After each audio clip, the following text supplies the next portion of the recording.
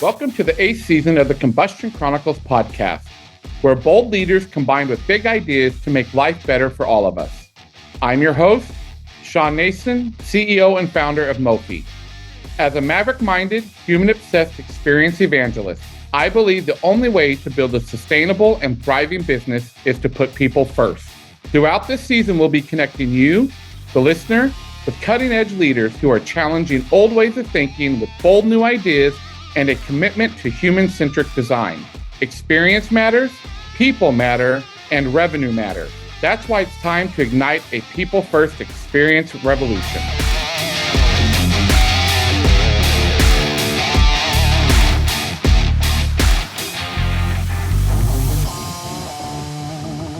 My guest today, Scott Roth, is Chief Customer Officer at Beamery, the leader in talent lifecycle management. In that role, he works with the company's customers to design, build, and implement talent transformation initiatives that will enable them to unlock the potential in their workforce, improve the talent experience, and ultimately achieve key business targets. Prior to joining Beamery, Scott spent years leading the global customer success team at Medallia. He has also led professional service teams at Oracle, Endeca, and Arthur Andersen Business Consulting. Across all those stops, he has shown a passion for pushing the boundaries of the customer experience. Welcome to the Combustion Chronicles, Scott. Well, thank you, Sean, for having me. Super excited to be here today. Well, what a career you have had. And we could talk just about all the companies you worked for, but we're going to jump into a lot of stuff today. When we're recording this show, though, Scott, just as you start your second year at Beamery, happy anniversary to that. Thank you. What's been the best part of your job so far? So, Sean, I think one of the things that is exciting personally for me is to learn a new industry. I've always worked with hiring managers. I've been a hiring manager. I've worked with recruiters that have helped me find talent, but I didn't really understand everything that went into finding talent for a hiring manager to interview. The whole effort to source a candidate, the whole effort to market to the employee population out there about why your brand is so different than the other brands out there. Why should someone work for you versus somebody else? And I didn't have an appreciation for all of the legal items that have to be addressed along the way, the compliance issues. These are things I just didn't even know existed and just took for granted. And I have such a great appreciation now for everything that sourcers and recruiters go through and for talent marketers do to bring talent to the table. And hiring managers, you should thank those team members out there because they work the unthankful job behind the scenes that no one sees, and the effort they have to go through are tremendous. Yeah, I can vouch for that too. I had no idea until I got in that role, and I'm like, you have to do what? Exactly. So I so appreciate that and that you acknowledge that. So as you know, Scott, we met through a good friend of ours, and on LinkedIn, I'm kind of known as the experience evangelist. And more importantly, we at Mofi, we talk about an experience ecosystem. And a big part of that is the employee associate experience that you focus on in your job. So the workplace right now, as we know, is undergoing a huge upheaval with trends like the Great Resignation, quiet quitting, which is fascinating to me, and arguments over work from home versus return to work. How can HR professionals navigate these choppy waters? Yeah, this is one of those times where there is no playbook, right? It's very much like when COVID first came out, there was no playbook to fall back on. You've been there and you've done that. And so it's interesting the crossing of my last company, Medallia, and my current company, Beamery, and how both of them are so focused on both the employee experience and the candidate experience. And I think for the HR professionals out there, the best advice is listen. Listen to your employee base. Listen to what they're telling you. Listen to what they're asking for. Now, you can't do every single one thing they're asking for. It's probably going to be physically impossible. But there are going to be themes that develop. And there are going to be things that the employees are recommending. And, when we try to solve a problem for a customer, we look at the employee base and we say, team, what should we do here? You know better how to fix this than I do. You're in the day-to-day throes of it. And it's the same thing for the HR pros out there. Your employees know better than you do. They know what's important to them. They know what motivates them.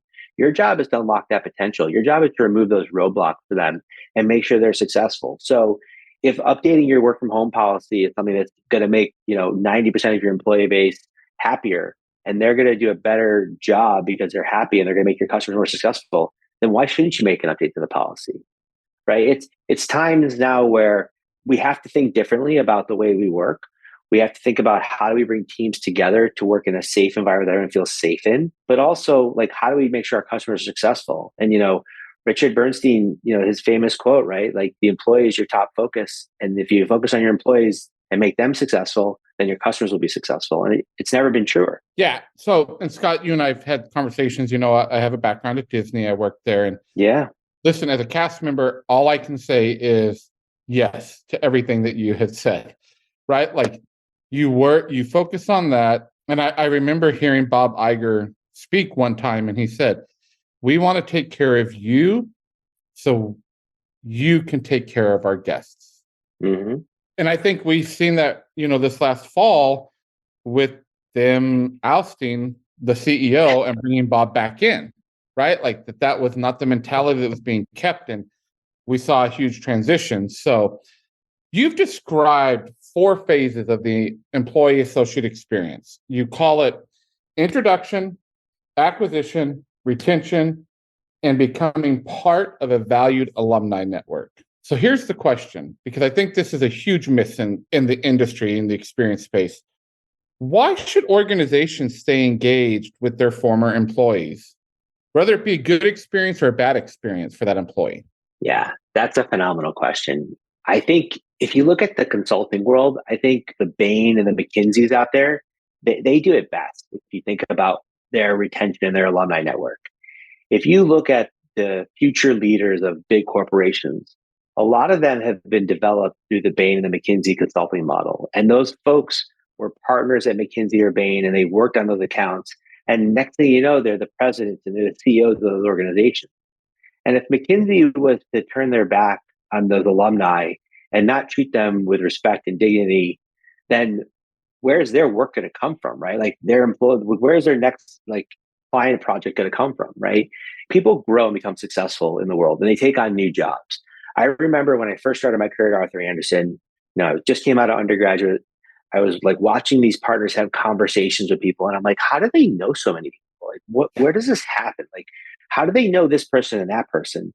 And 25 plus years later, I'm now in a position where my friends call me well, how do you know so and so? I see them on LinkedIn. I'm like, oh, that person used to be my manager at Arthur Andersen. We're really good friends. Or I went to college with that person. Or that person was a client of mine 2 companies ago, and we still stay in contact. And my network has grown over these last years working, where I now have those executive relationships because I've been out there doing it. And so you just need to treat people with dignity and respect, right? I was raised in a family where you treat people the way you want to be treated. And just because someone doesn't work for your company anymore doesn't mean that that's a bad thing. As managers, our job is to grow our talent. That's our job. And a lot of people don't think of it that way. A lot of people think about as a manager, I have toys in the toy box and I'm not going to share my toys with other people. And if you're a really good manager, you grow your person up and out of your organization because theoretically they've outgrown what your business can do for them. And you have to help them find their next role somewhere. And when you make them successful at the next place, then they're going to remember that and they're going to pay it forward. So when you call into them and say, hey, congratulations on your new role. We should talk about what my company can do to help you. They're going to take that call and bring you in. And they're going to be your champion navigating that organization so you can help sell your product and services into it. Versus the other way of doing it where you're disrespectful and rude to the person, then they're going to make sure come hell or high water, you're never doing a deal with that. You're never going to do business. Never doing a deal, right? So it makes no sense. And also this term boomerang, right? People that come back. Why shouldn't people go off and get new skills and then bring them back to your current company, right? They know your culture, you know them. They were a great employee. They went and developed some new skills, and now they bring them back to come work at the place they started. That's not a bad thing either. But people don't know how to harness the talent and allow people to move about. People, I think, are very stuck in this very rigid model of you're a band 10 and you're a band 20 and a band 30 and move up the way. And that model is changing drastically. Yeah, I remember my first team I led in corporate. The first time someone came to me and said they were taking a new position within the company, at first it was hard for me. But then I realized, well, then maybe I did my job. I gave them the tools. They went on and did something. And I'm still friends, as you said, I'm still friends with that person today and several of those people today because we built a relationship. And I think Yeah. that's where I just see a huge gap. And I so appreciate how you looked at that and talked about that today. So we all have our own origin and stories, and we all come to our careers from different places and for different reasons, for sure. Like I never imagined I would be in the space that I am today. So can you tell a story about the moment when you figured out that you wanted to build a career around talent lifecycle management or around talent? Yeah. So, I don't know, Sean, if I actually ever thought I wanted to build a career around it, to be completely honest with you. I think what ended up happening was when I was ready to leave Medallia, I was talking to a whole bunch of companies and organizations. And what I learned from those conversations was the mission of the company mattered to me a lot. And I didn't think about that when I first started having conversations. I'm like, oh, does the mission, does it really matter? Do I really care? But after talking to a bunch of organizations, I realized like that, yeah, I'm a mission driven individual. And I didn't know that about myself. And once I realized that the mission of the organization mattered, it really helped me hone my search on where I wanted to go next. And when Beamery was introduced to me, it struck a chord. So in my personal family, there were some family members that were impacted by employment issues throughout my life growing up, and it shaped me who I was as an individual. And when I learned what Beamery was trying to do about how to create work equality for all, how to help anyone that wants to find a job, how to remove bias from the recruiting process, like that mission resonated right away. And I was like, that's a company I can get behind, right? If I can go help some other person find employment and have their family not go through hardship because they were able to find employment quickly, like that's something that I could see doing for a good part of my career. And so, I think things happen for a reason. I'm a big believer of that. And I think Beamery came across my desk at this time of my professional journey because it was my turn to help out in that regard. So let's add on to that. So because of Sure. your own experience and your experience as an employee, wherever it has been, how has that experience affected how you serve now the employers that are your customers? Well, I was shaped by a few things. So my grandparents played a huge role in my life growing up. And my grandparents owned a liquor store together for 37 years. And before I joined Medallia, which is a customer experience organization, my grandparents actually taught me what customer experience was before it was a piece of software, right? My grandfather was known by everybody in our town, and he had different types of customers. He had the derelicts that came in before 9 a.m. to buy their bottles of alcohol. He had the daily customers that came in throughout the day that were getting a bottle of wine for a dinner party they were going to. He had the fire stations and the police chiefs and the judges that he would bring the holiday gifts to.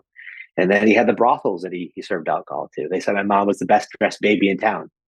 Um, but he treated every single one of those customer bases with respect and dignity.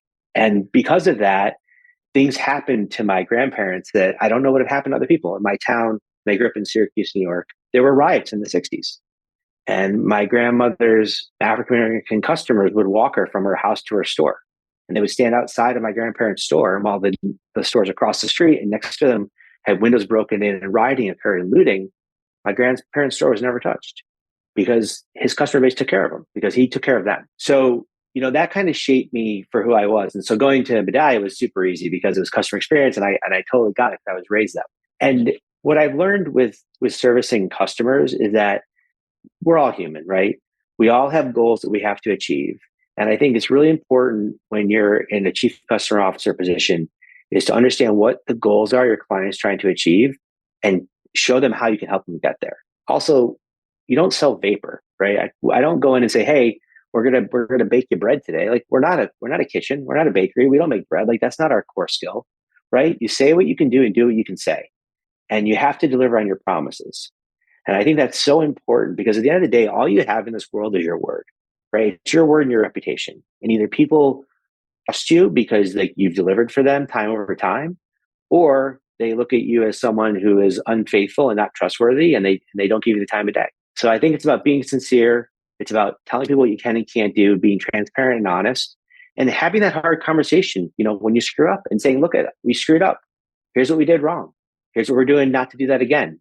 Apologize for it, own it, And, hopefully that strengthens the partnership and you can move forward. Love the story of your grandparents and love what that has ingrained in you as a person, but then affected your career. It's so powerful. So thank you.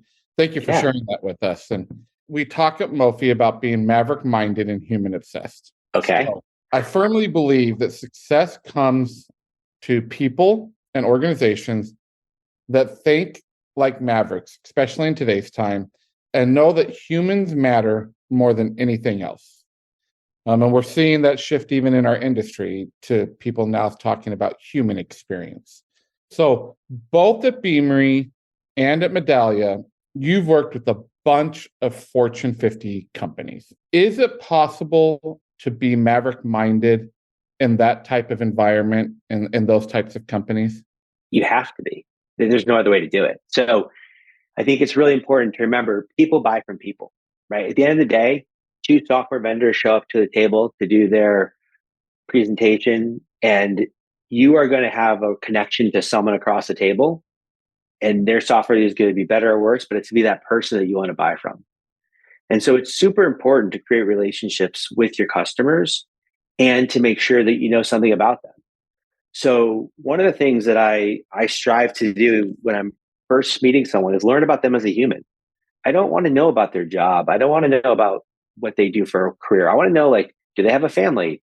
Do they have interest in the arts? Are they a sports fanatic? Do they like to go skiing? Are they, tennis players? Like, what is it outside of work that makes them a person? And from there, you figure out how you can connect to them directly. And what do you have in common?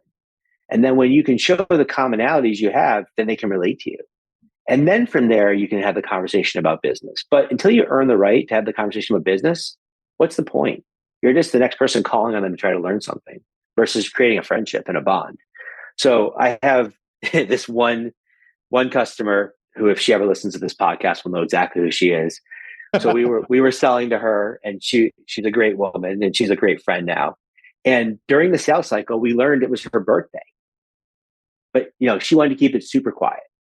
Well, there was no way I was going to let that go by.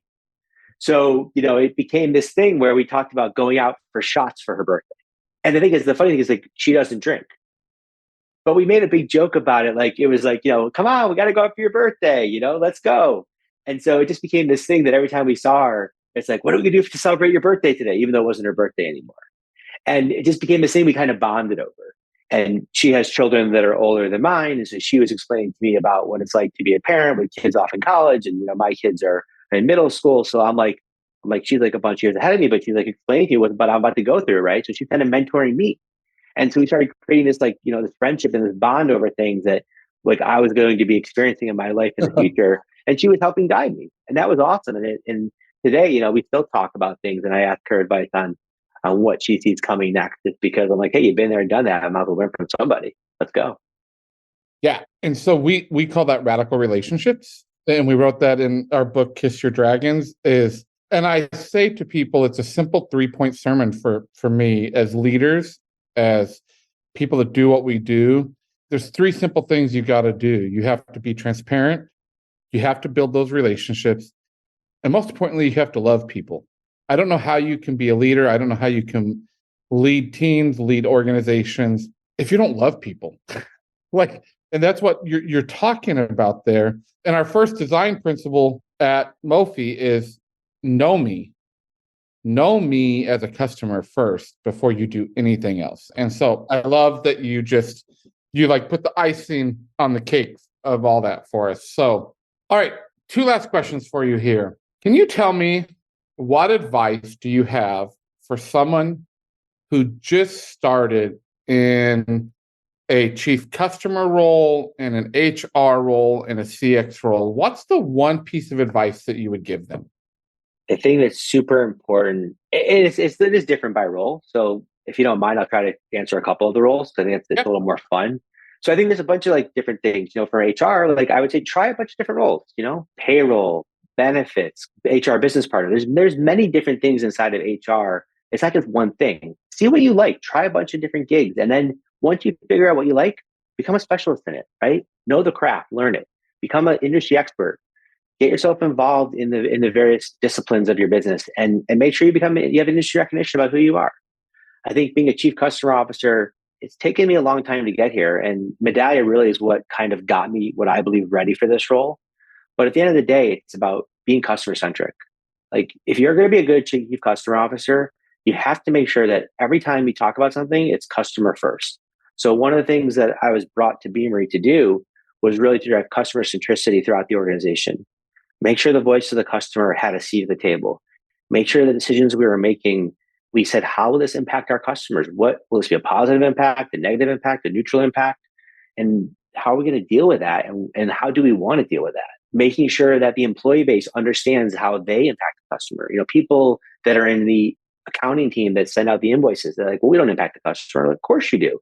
How many times do you send out an invoice that's come out that has wrong information? How upset does your client get? How much time do you waste of theirs because like you're not, your bill's not getting paid, and then they have to go talk to their accounts payable team. And if we would have just done it right the first time, it would have gone through the whole process, right? So everybody inside an organization touches the customer, and everyone needs to think that way.